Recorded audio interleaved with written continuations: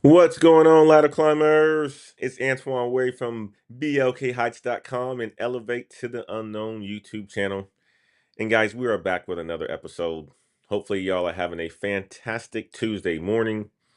I'm here to give you guys that corporate intelligence that's about to save your career. And it is early on this Tuesday morning. I typically do this show at 5:30 p.m.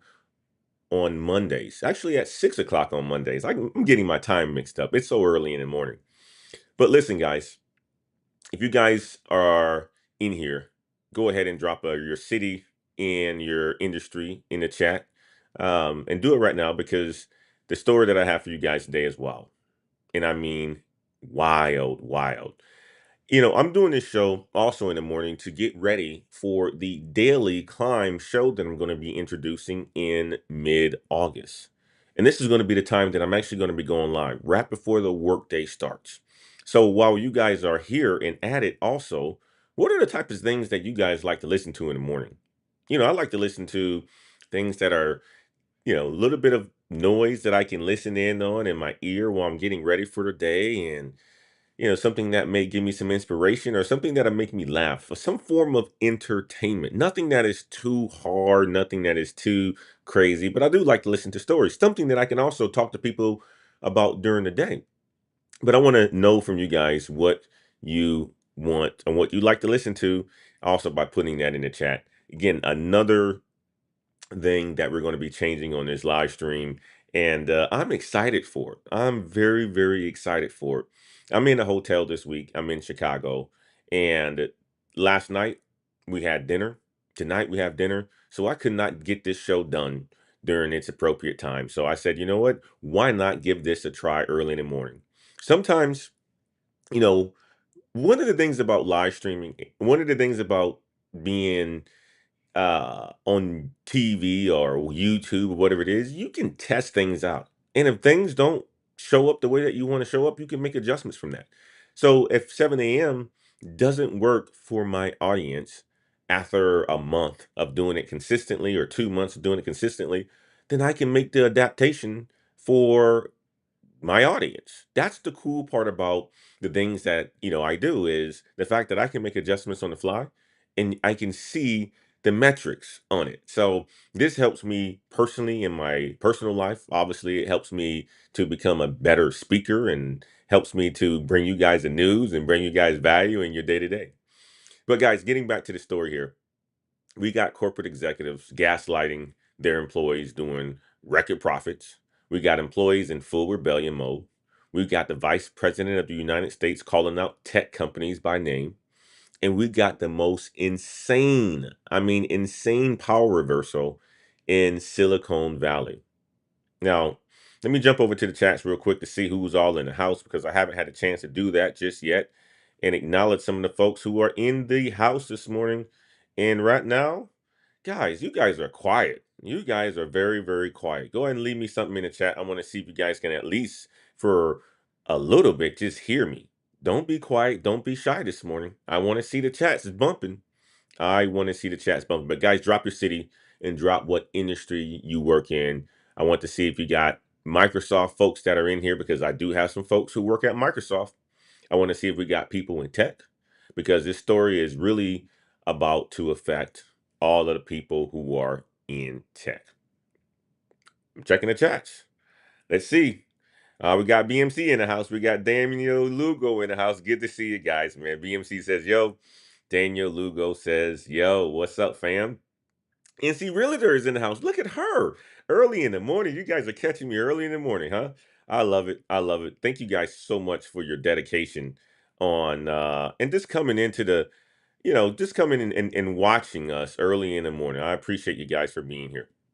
So if y'all want to learn something that could save your careers today, listen in. But before we jump into this story, let me tell y'all what we're covering today. So we're talking about Microsoft CEO Satya Nadella, who just sent the most insulting memo to his employees that I've ever seen in my life.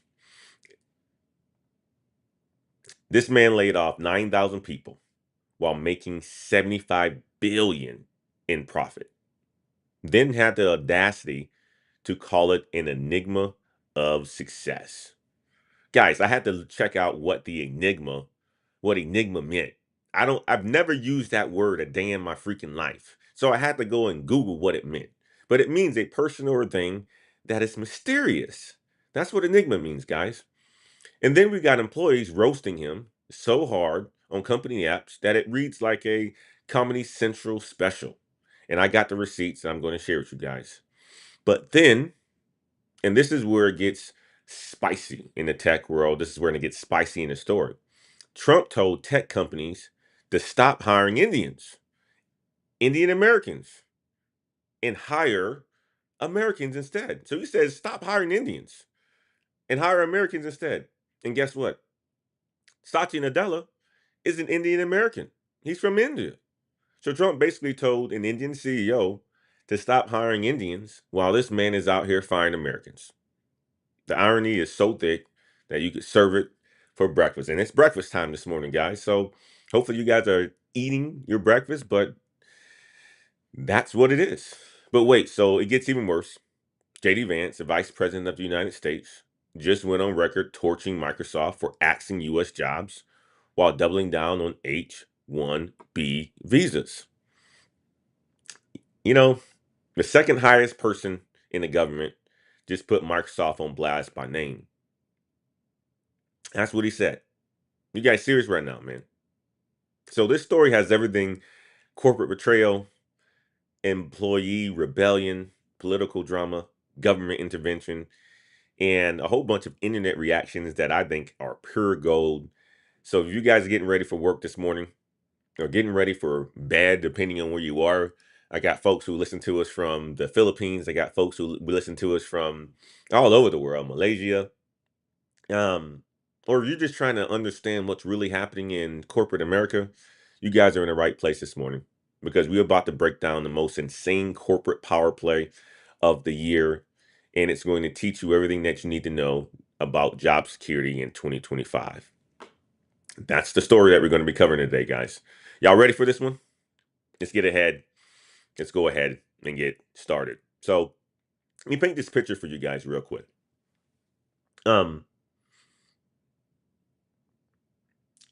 I think it's corporate gaslighting at its finest. So Satya Nadella, the CEO of Microsoft, he just sent a memo to all 220,000 Microsoft employees.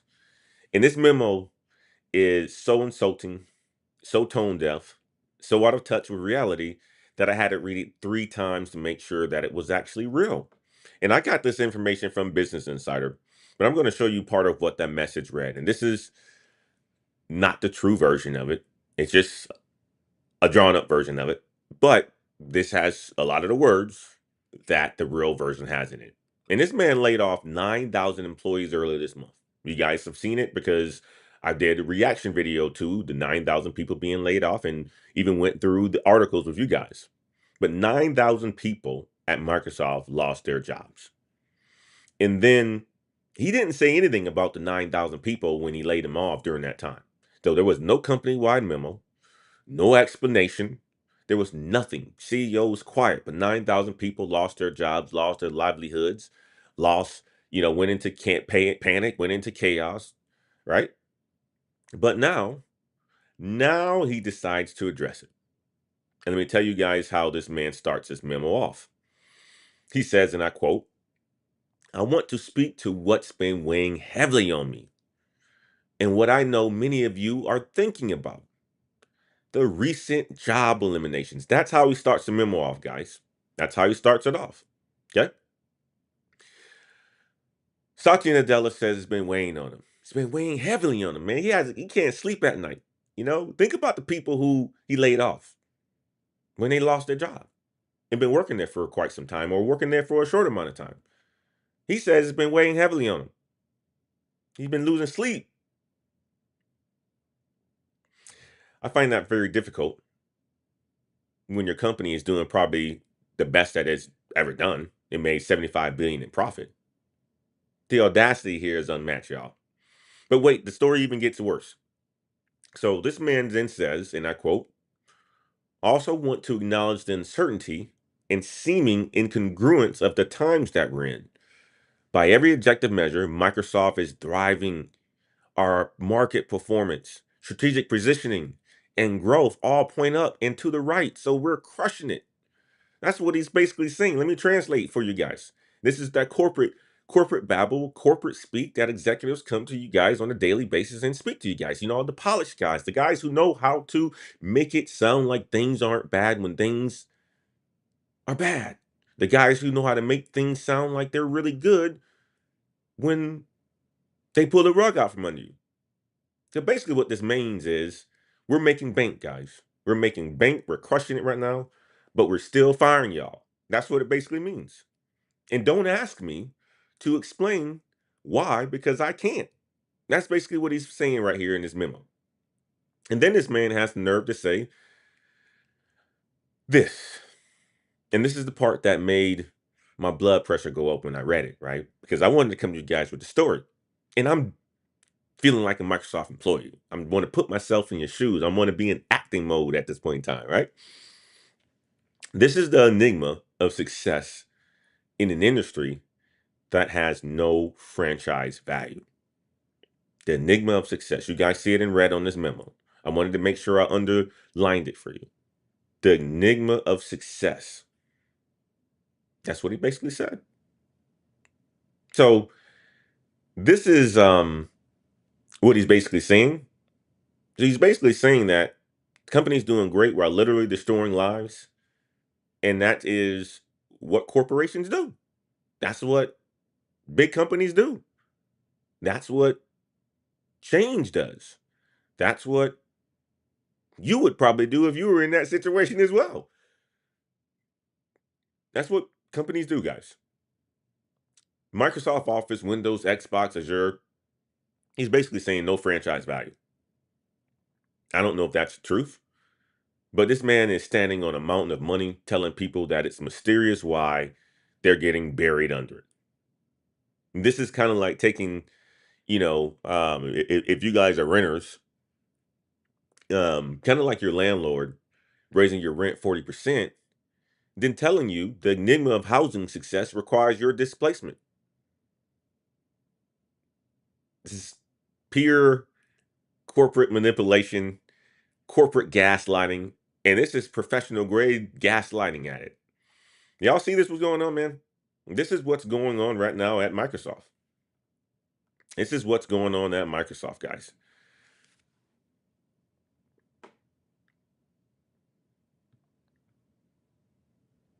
Daniel Lugo.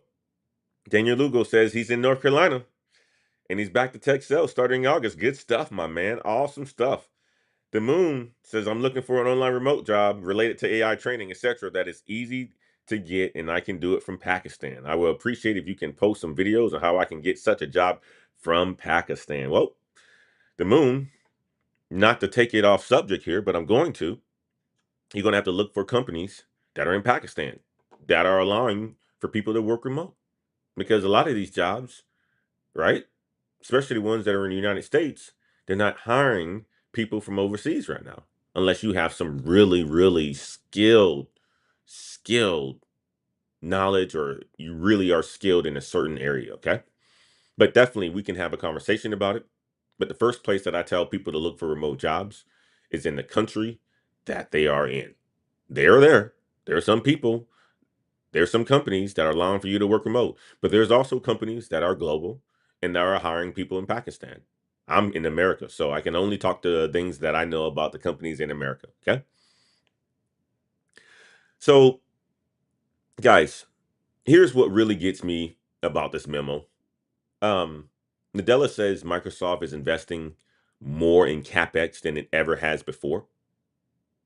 And many of you guys don't know what CapEx is, but CapEx is basically capital expenditure and refers to the funds of a company that they spend on acquiring and upgrading and maintaining long-term assets to improve or expand its business operations. So you're talking about assets such as land, assets such as buildings, assets such as machinery, assets such as equipment.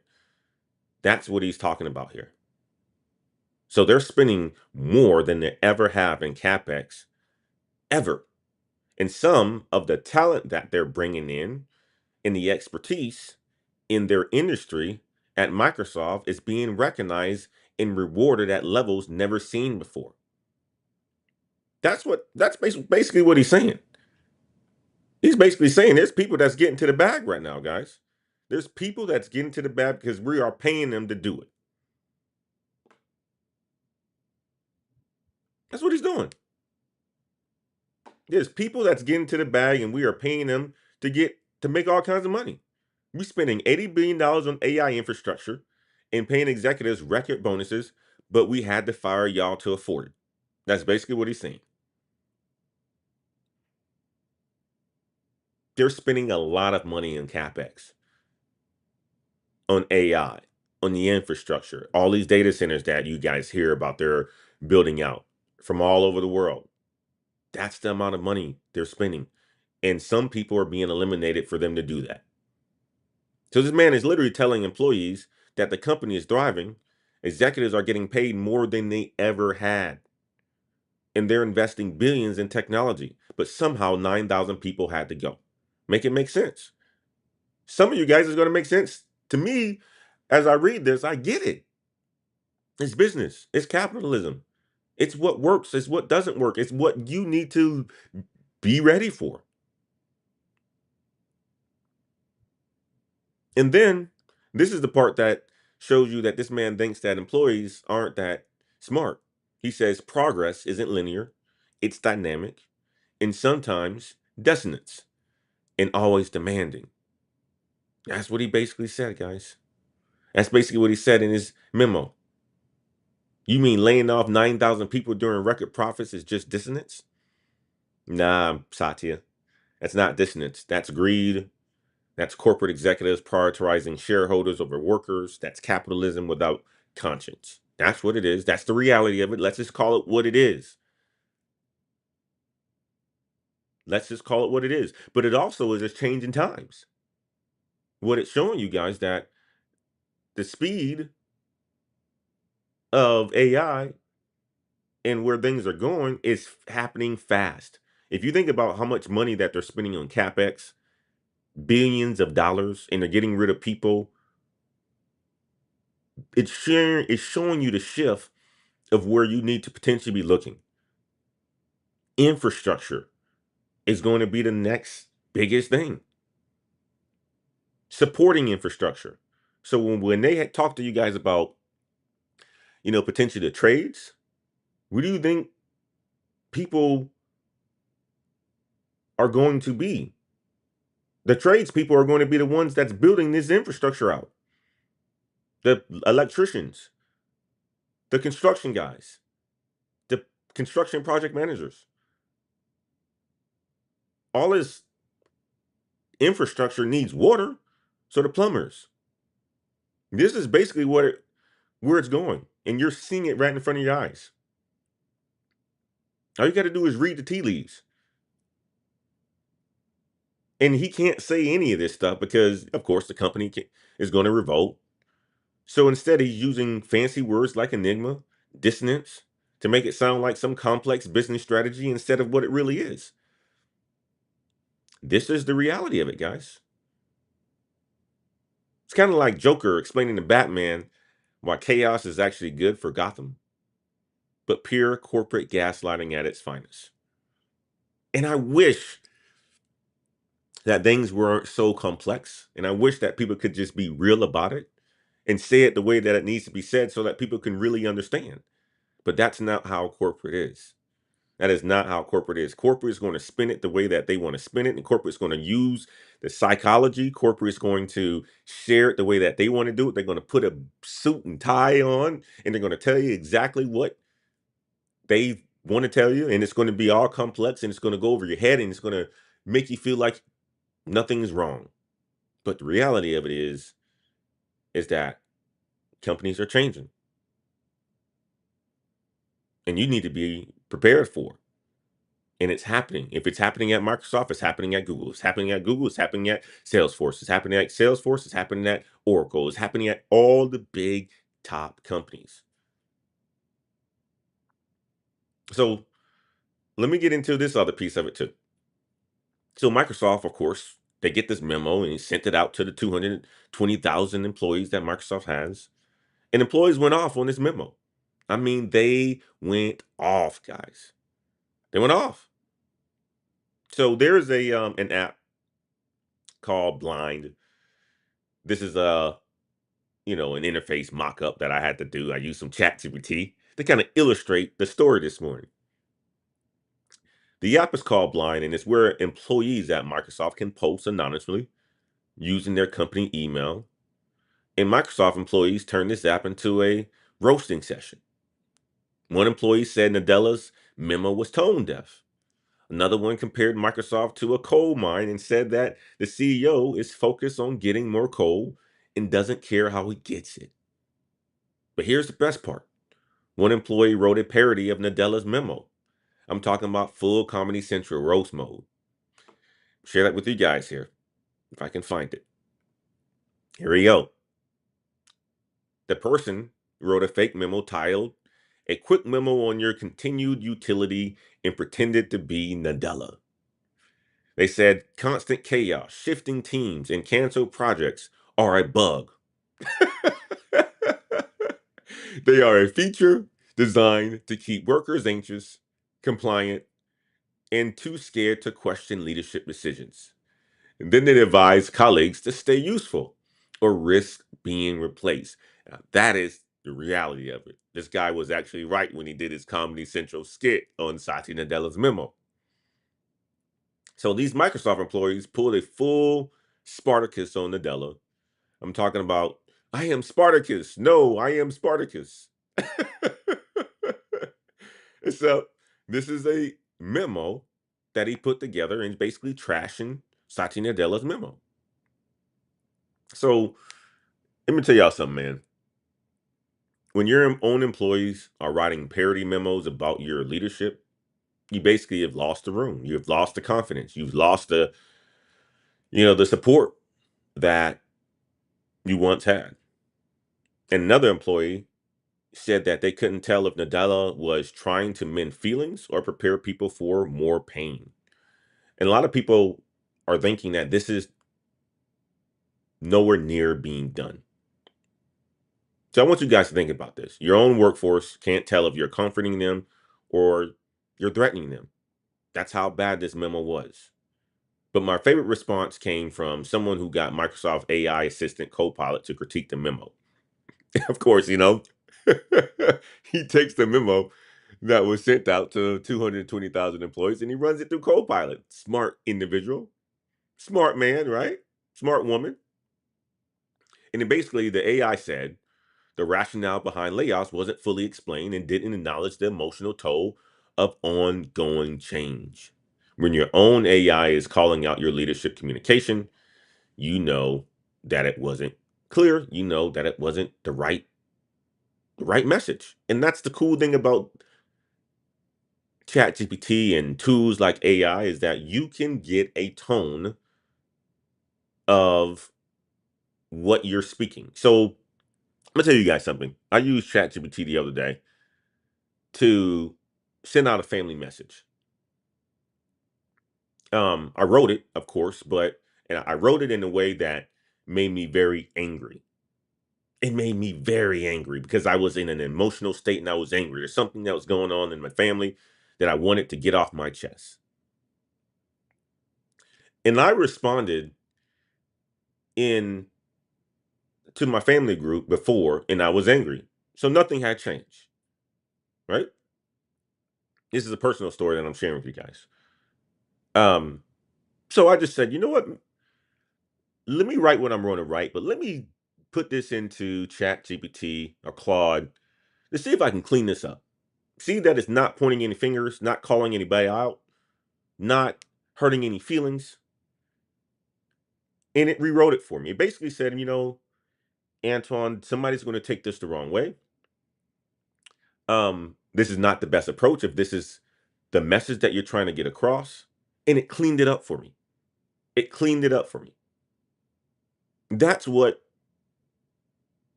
these AI tools are there to help you guys with the communication.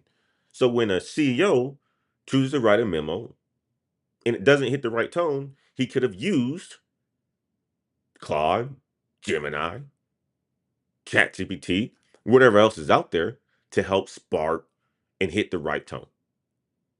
Could have did it. And that's what you could do as a leader as well too when you have something to communicate that is very difficult to communicate that you want to get over to the right people.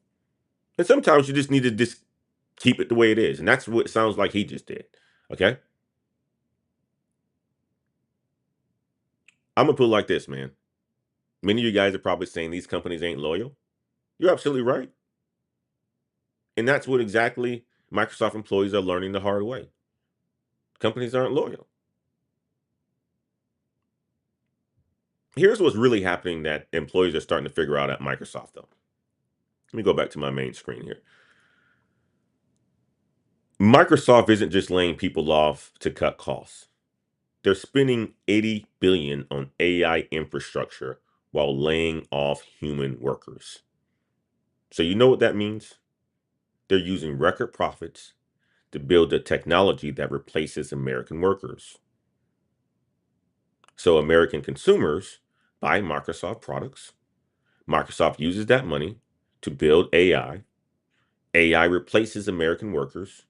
Profits go up because labor costs go down.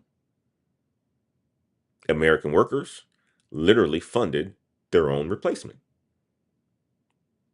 That's what's happening. In some instances, somebody would say this is like digging your own grave. And they charge you extra for the shovel. And employees are starting to see the pattern. One person on the Blind app, they speculated that Nadella was sending a signal to Wall Street. I mean, like, it's true. You saw their stock price went up. It's true. They said Microsoft probably knew the memo would leak, so it was really a message to investors that layoffs have been happening. More are coming. Business is strong. That's what happens, guys. That's what happens in the corporate world. It is, in some instances, it's smart, it's brilliant. But you guys just need to understand what's really going on. You need to understand what's really going on. Okay? And that's what I'm here for, to give you guys that game. Okay? Now, with all this corporate drama that's going on, and companies like Microsoft laying off 9,000, and companies like UPS, encouraging people to take a buyout, a video that I'm going to drop later on today, guys. But here's the other piece of it. When politicians start to get involved, that's when CEOs start to sweat. Okay? That's when CEOs start to sweat. Now, before I tell you guys what happened next, let me give you guys some context that's going to make this story even more wild. So, while Satya Nadella is out here gaslighting his employees about layoffs, doing record profits, something else is happening in the political world that connects to this story in the most insane way. Donald Trump, President Trump, 47, once 45, decides to call out tech companies. And he says tech giants like Google, Microsoft, Amazon, and Meta, they need to stop hiring in India and start hiring Americans. Now, on the surface of that, that sounds patriotic. Yeah, American workers, right? America first. That's what he ran on. Something that a lot of people supported. Bring jobs home. Support the local workers. We all want jobs. We want more jobs in America. We want manufacturing back in America. We want to secure our supply chains. We want people to work. We want crime to go down. When people are working, crime goes down. We want people to have jobs. We want people to have a future. We want people to spend. We want people to build wealth. It makes sense. But here's where it gets all spicy, y'all. Okay? Here's where it gets all spicy. The CEOs that Trump is talking to, Satya Nadella, Microsoft, right? He's from India. Sundar Pichai at Google, he's from India. Shantanu Narayan, he's from Adobe. He's from India. They're all from India, guys. They're all from India. So Trump is literally telling Indian workers, Indian American workers, Indian American CEOs who are at the top of companies and making billions of dollars in profit to stop hiring Indians. It's kind of like telling LeBron James to stop recruiting good basketball players. It's like seriously. It's kind of like LeBron saying, nah, like you can't tell LeBron not to recruit Kyrie Irving again, or Anthony Davis, or Anthony Edwards. That's kind of like what it's saying.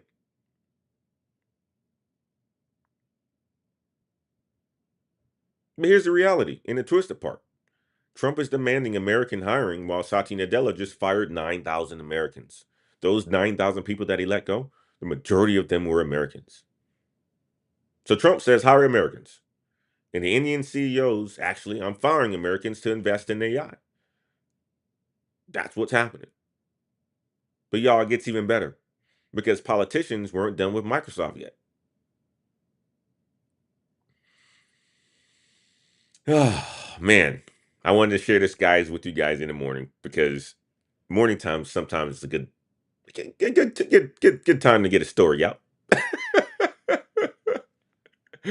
The vice president of the United States just entered the chat. JD Vance. Let me see if I can find my picture of JD. There you go. We got a picture of JD here as well, too. The second highest person in our government just went on record torching Microsoft by name. He said Microsoft is axing U.S. jobs while doubling down on H-1B visas. That's what he said. His vice president just called out Microsoft specifically for firing Americans while hiring foreign workers.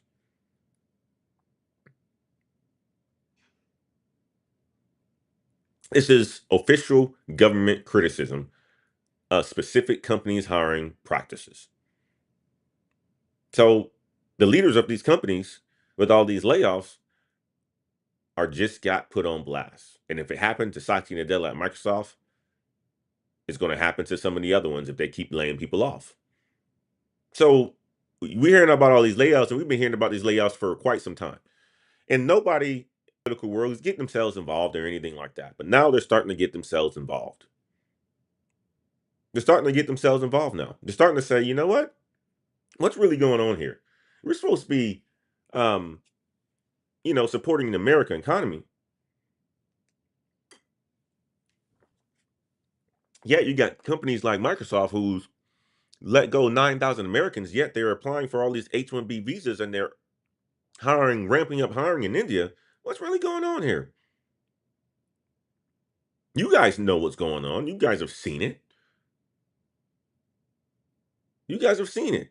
You guys have been seeing this for a long time. Companies selling out, companies going out and eliminating costs because they're getting rid of the American people. Then they're going to lower cost areas, Philippines, India, China. It started with China, then it went to India and going to Philippines, and it's next thing you know, it's going to go to Central America. And this wasn't, like this was JD Vance literally calling it out. So Satya Nadella went from, corporate controversy to government target in 48 hours, guys. So this escalation just got insane. And JD Vance specifically talked about H-1B visas. They're the visas that allow American companies to hire foreign workers for specialized positions. You think about this. Guess how Satya Nadella got to America? H-1B visa. Guess how Sundar Pichai got to America? H-1B visa. Guess how most Indian tech executives get here? H-1B visas.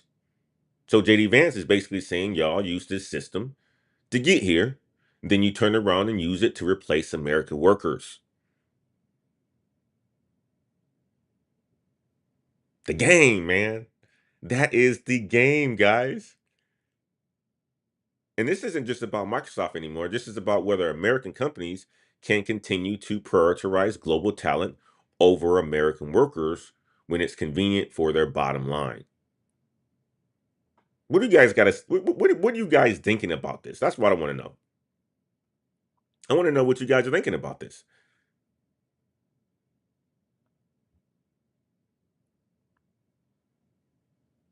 Beyond the Basic says, but the amount of workers is really not that much less as they are hiring H-1B to replace the workers. Ant Dog says, I'm sick. I'm 23 minutes late, but howdy to the Antoine in the chat. Good to see you, my man. I'm telling you guys, this is what's happening. Get the feeling better, Ant Dog. That's what's happening right now.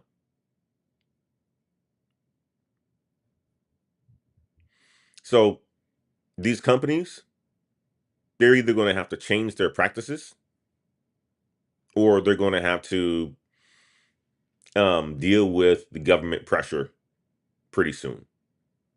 And based on Microsoft's stock price, which hit record highs after the layoffs, I think we know which direction that these companies are going to go. But the direction that the companies are going to go is they aren't going to pay attention.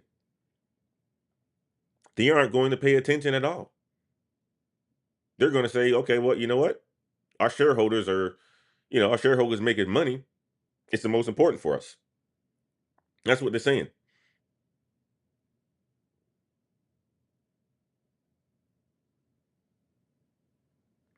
That's just what it is. Ant Dog says the road that I'm in, they got rid of the Indian and Eastern European contractors that was cracking their heads in cost and writing mid code with bugs. The company wanted homegrown talent. Some companies are going to decide to go that way and keep it in house. Some companies are going to decide to go that way and keep it in house. Right? Chuck Williams says, I worked in IT for the last 10 plus years. All my coworkers have been, and I'm still Indians and here on H-1B visas. Think about it.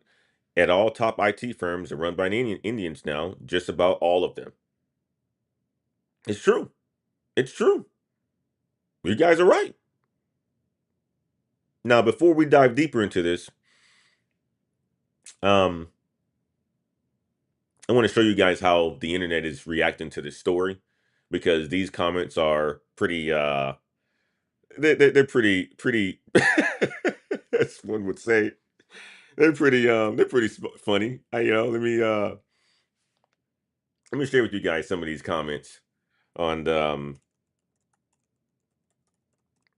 JD Vance on Microsoft because some of the comments here by some of these videos that are out here are pretty darn funny. They're pretty funny because Trump, a lot of videos out here are saying they're putting some pretty agitation out there about stop hiring Indian workers and all this other stuff, right? And it got people talking. Okay, it got people talking, and I'm going to share with some comments that I came across about some of this. Let me see if I could jump onto it real quick. Yeah, Larry, here we go. Here we go. So if you guys look at here, right? Um, check out my screen real quick.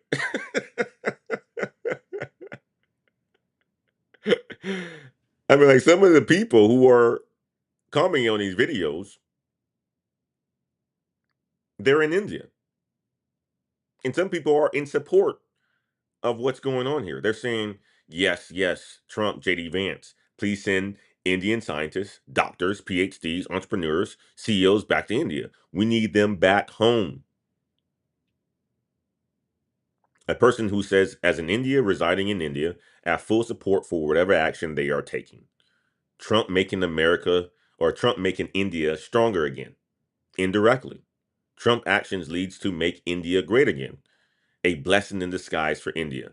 Please do that. I support Trump on this. Make it mandatory for IIT graduates to work in India for at least 5 years post graduation. So this is what's interesting about all of this, guys, is that we look at things from our view of America and we say we can't say certain things because we may be teetering the lines of racism and biases and all this other stuff. But we see what it is. I mean, you think about all the IT organizations, a lot of the times they're filled with a bunch of Indian Americans who's here on H-1B visas. Smart individuals. I'm talking about genius individuals. Ankat. Satosh, Santosh, um, all those guys, right? Smart individuals. And that's just what it is. But what you got from a global perspective is the folks who are in India, they're basically saying our most talented people have left our country. That's why our country is not thriving as much as it should. We should be a world power. We should be dominating. They basically are calling it brain drain. When their most talented people like Satya Nadella, and you're talking about Sundar Pichai, the guy, the CEO of Google, the CEO of India, these are brilliant people. So India, the folks who are in India are basically saying we need that sort of talent to stay here in India. Make India great again. They're supporting this. The people back in India are supporting this. No, you shouldn't be going to the United States and making that country more money and getting to the bag yourselves. No, you should be staying back in India and making the country better. That's what they're basically saying. And this is from Indian people who are in India, guys. So looking at it from that perspective, it makes me think like, wow, people have a different view on all of this. They have a different view on all of this.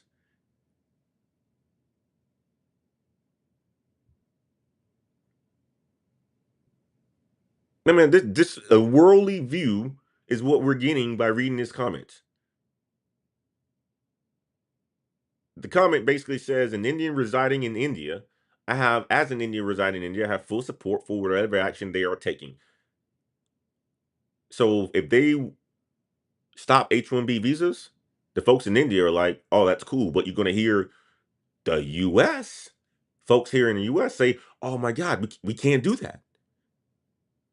We can't do that. You're going to hear some political folks saying, we can't do that. We cannot do that. And I get it from both sides, right? I get it from both sides because understanding the dynamics of when I've gone to India multiple times, right? I've run and led teams over there. Great, great individuals, but they have an allegiance to their country. They want to see India thriving. They want to get rich themselves. They feel like our top people are leaving to go somewhere else. Same way that China felt when work was being outsourced to China. Then China finally pulled their people back and stole all the patents from the US. And now they're our thriving country. And some would even say even further ahead in some areas of innovation. So these individuals who are in India are basically saying that, guys, we want what Trump is talking about here to stop H-1B visas and slow it down so that we can keep our talent in home. Yet the folks here in the United States, if certain folks, nah, you can't do that. You can't do that. That's racist. You got to let them in. And the folks who are on H-1B, they're scared. They're scared. They're like, oh man, I want to stay here I want to stay here in the United States. That's all I know. I raised my kids here. That's all I know.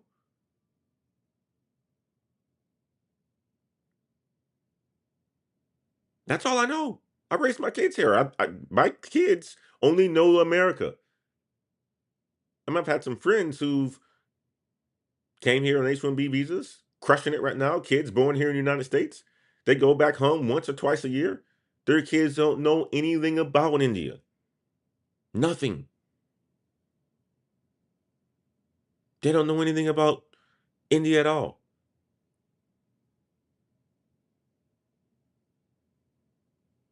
So if you think about this story, this is power dynamics, this is conversations, this is um corporate media, this is political in a political environment shaping this whole thing.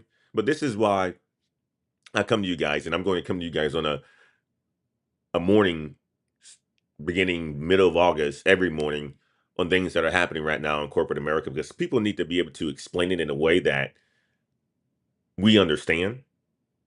And I'll hit on all types of topics, news topics and stuff like that, scandals, because I think this is the stuff that we need to talk about to prepare ourselves to go into work and be able to crush it.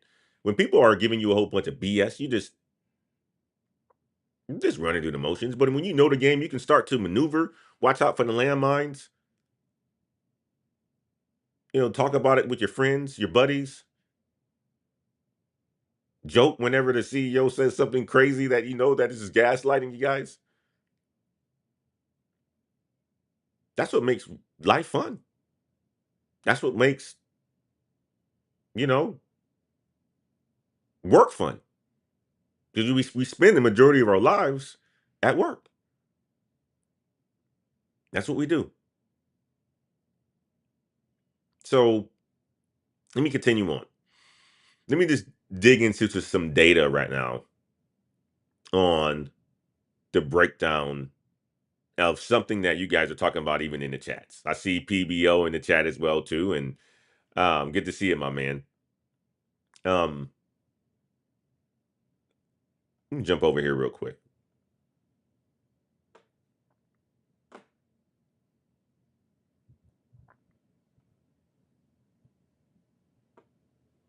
Soul Shader says some of the top people within the Trump administration are Indian. I wonder how they feel about this. True, true. It's That's the whole point about it, right? You got multiple sides of every story, and they probably feel that the U.S. just doesn't compete. So bring them on. That's what I'm hearing. A lot of the sentiment of the folks who are here on H-1B visas. We are here because you guys can't do it. But is that the reality of it? Is that the reality? We are here because you guys aren't smart. We are here because you guys can't do the job. What do you guys feel about that?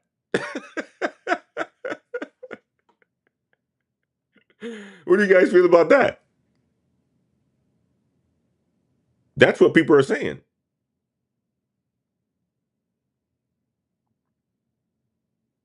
Let me give you guys some numbers real quick. Let me jump over here. Let me stop sharing my screen.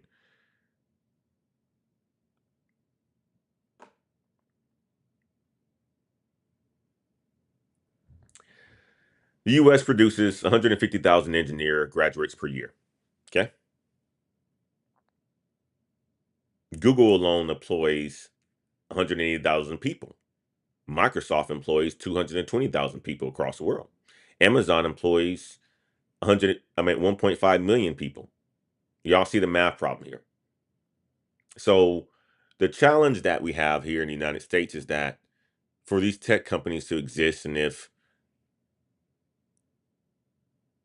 they were to hire here in the United States, we don't have enough talent that's in engineering and STEM to do these jobs. That's what people are talking about here.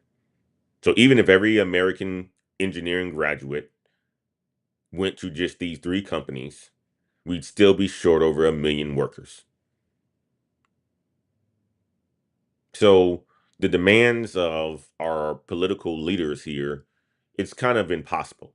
The math doesn't add up. But here's the other piece of it. It's the salary, right? So some people may say, all right, you know what, we're here on H-1B visa because you guys can't do the work and we're smarter.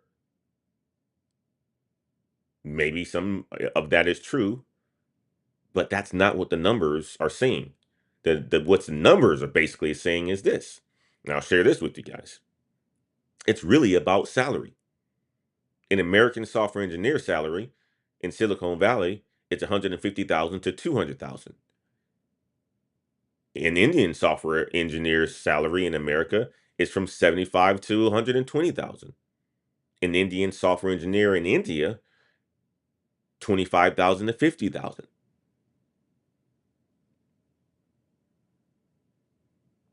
So when Satya Nadella lays off Americans and invests in AI, he's not just cutting costs, he's cutting costs by 70 to 80% while maintaining the same productivity.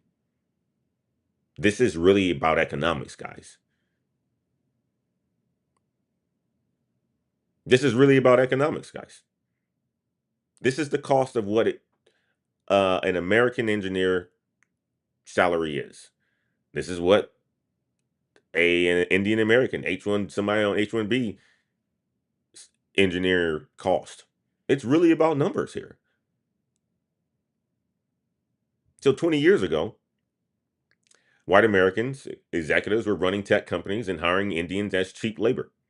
Today, Indian executives are running those same companies, and American workers are the ones worried about getting hired. Things have changed. I mean, literally, things have changed.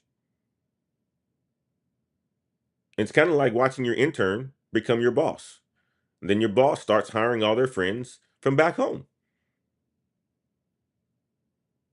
And before y'all, start typing in the chat that it's racist or hold up, I'm just giving you guys the facts that make you guys understand why this conversation matters for your career. Here's what nobody's is talking to you guys about. Step one, this is what the game was. American companies hired smart Indian Americans on H-1B visas because they were cheaper. Step two, those Indian workers worked hard, and they worked harder than anybody ever expected. Step three, they got promoted because they delivered results and crushed it. They got promoted again because they understood both the American business and the global markets because they come from a different country themselves. Most people in the United States only knows about the United States, and that is so not the rest of the world. Step five, now they're CEOs and they're making hiring decisions. And guess what? They're hiring people that remind them of themselves. That's what's going on. And this isn't racism. This is human nature. Every group does it. And when you control the hiring at the top companies like Google, Microsoft, and Adobe,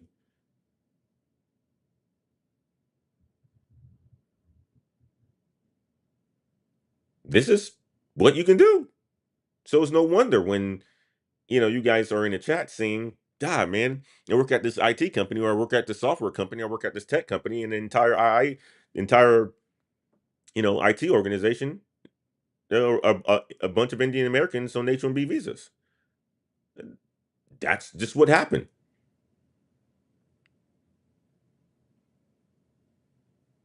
20 years ago, they were brought in for cheap labor.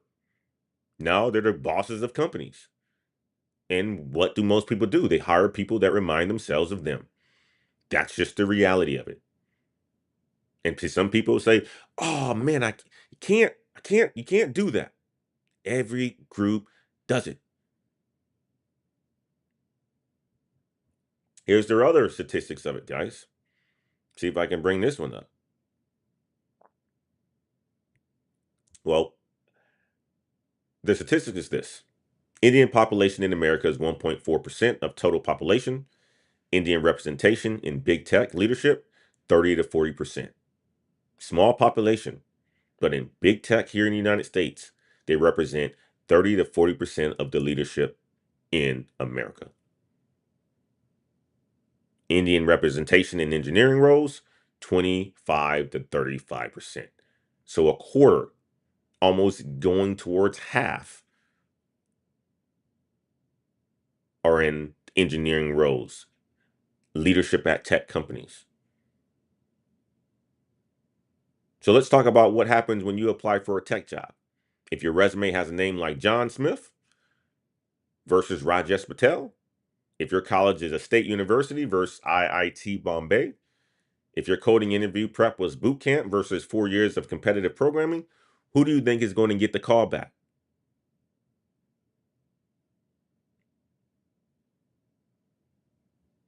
Who do you think is going to be, going to get the call back? You know who's going to get the call back because the person reminds them of them. Here's the uncomfortable truth: the Indian executives are playing a brilliant long term strategy. They came to America, they learned the system, they climbed to the top, and now they're using their positions to benefit the next generation of Indian talent. And it's actually genius business strategy. But if you're an American worker, you're getting played in a game that you didn't even know that you were in. And Trump's solution right now is just to hire Americans. But are Americans even competitive anymore? We're not producing enough engineers based on the numbers. We're not grinding like we used to. And we're definitely not working for salaries that global talent will accept. And we want the bigger salaries. We're not working as hard.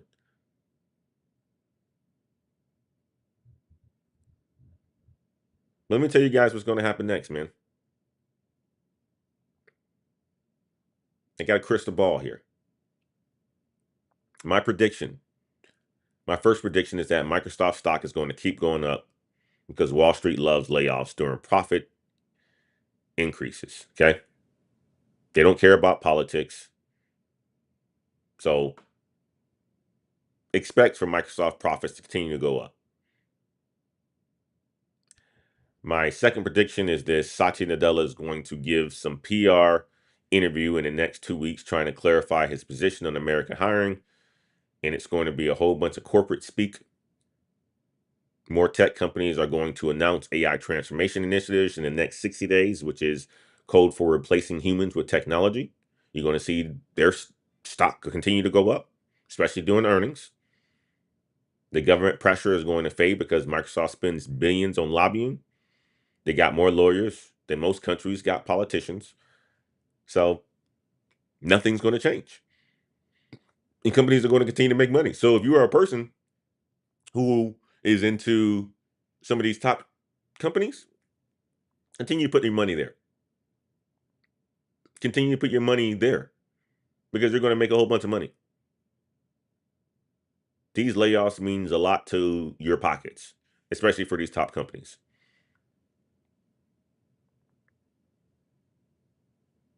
What do y'all think is going to happen? Drop your predictions in the chat, guys. But regardless of what happens, let me tell you guys what this means for your career. Here's what it really means for your career, because this isn't just about Microsoft or tech companies. This is a pattern that's going to be coming for just about every single industry. If you're an American and you want to work in tech, number one, you better be exceptional. The bar got raised because you're competing against global competition, and you have been competing against global competition, and you're wondering why you aren't getting the callbacks if you're in tech. It was because you're competing against people around the world, and you're competing against people who are going to take a salary that's 25% less than you will. Number two, you better be willing to work for competitive salaries. This isn't 1995 where, you know, where you were in the United States, it was going to guarantee you a higher salary. No, this is global competition now. You better understand that you're competing globally, not just here in the United States. Coding boot camps aren't impressive. If you're in some sort of computer science, you better come from a competitive programming school. You better develop skills that can be outsourced or can't be outsourced or automated. I tell you to go into sales if you want to make that money. You better make sure that you're getting very close to your Indian counterparts and building those relationships and understanding cricket and understanding holidays and understanding different cultures, because your bosses are not no longer Americans. So you Build relationships with Indian colleagues before you need them. Don't wait until you need a job referral. Start networking.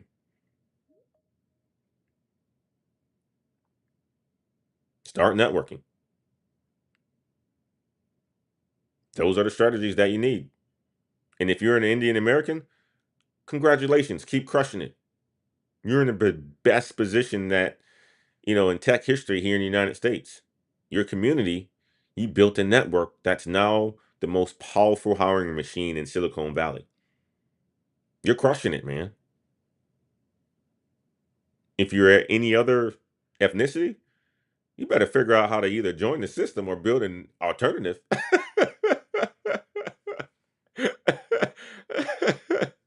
That's just the reality of it, guys. You better figure it out. But that's what I wanted to share with you guys today. Make sure that you understand that this is the global competition. But also make sure that you understand that companies aren't loyal. The only loyalty that matters is the loyalty that you have to yourself and your career development. Build multiple streams of income. Work your W 2 job. But your W 2 job ain't safe no matter who you work for. Develop skills that are hard to replace. AI can write code, but can it build relationships with customers? Can it navigate office politics? Can it lead teams through crisis? Stay informed what's happening in your industry. This is why I bring this kind of content to you guys, and I'm going to start doing it on a morning basis. Understanding what these companies are doing, and you'll be able to pivot and navigate your career.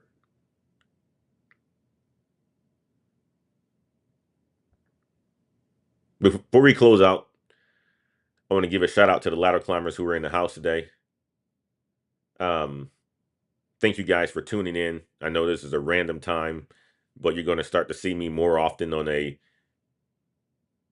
early morning, starting at 7 o'clock. I'm going to start off with shows about the news and bringing it to you, so you guys are very aware of what's going on in the world of tech and corporate babble.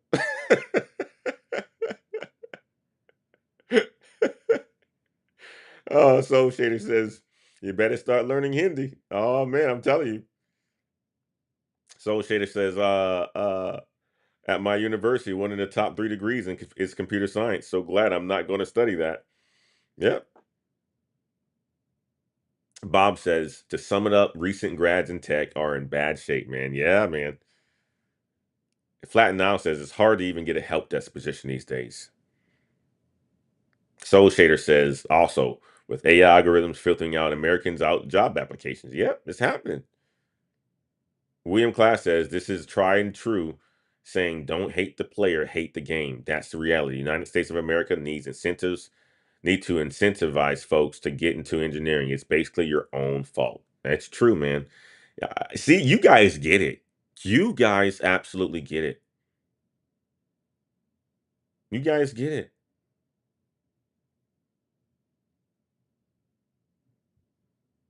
The Lord Commander says this doesn't happen for people except this doesn't happen for all people except black. If you got into leadership position, hired all black, they would have something to say about that. Yep, you know they will.